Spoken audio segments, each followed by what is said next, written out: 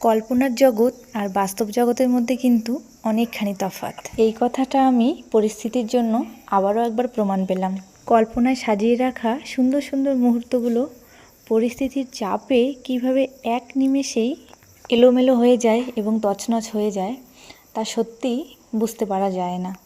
এইরকমই একটা ঘটনা আমাদের সঙ্গে ঘটেছে। কি হয়েছে কি না হয়েছে সেসব আমি আর ভিডিওতে বলবো না।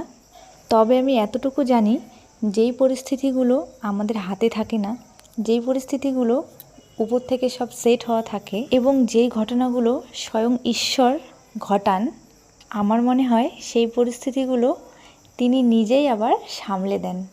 এই বিশ্বাস থেকেই সমস্ত কিছু স্বাভাবিক হয়ে যাবে সেই আশা থেকে অনেক সাহস করে অনেক মনকে বুঝিয়ে আবারও তোমাদের সঙ্গে ডেইলি ভ্লগ আপলোড করা শুরু করে দিলাম।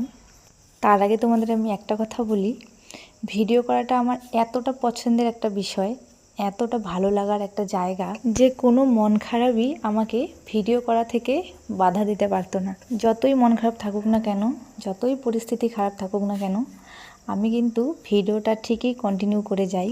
তবে এই প্রথমবার কোনো মন খারাপের কারণে আমি এক সপ্তাহ কোনো রকম সোশ্যাল মিডিয়াতে অ্যাক্টিভ ছিলাম না।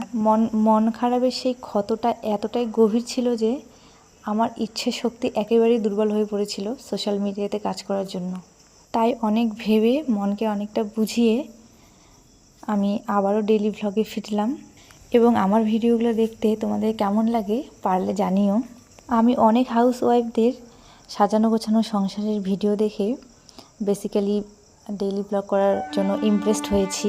এবং যেহেতু আমরা বাড়ি থেকে এবং পরিবারের মানুষজনদের থেকে অনেকটাই দূরে থাকি চাকরি সূত্রে, তাই নিজের মনকে ভালো রাখার জন্যও বলতে পারো যে আমি ভ্লগটা স্টার্ট করেছি।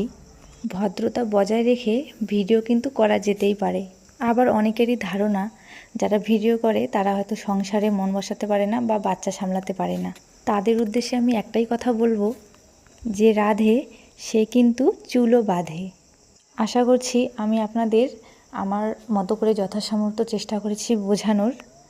এরপরে আপনারা ডেইলি ভ্লগটাকে কোন চোখে দেখবেন সেটা কিন্তু একান্তই আপনাদের ব্যক্তিগত মতামত। ধন্যবাদ।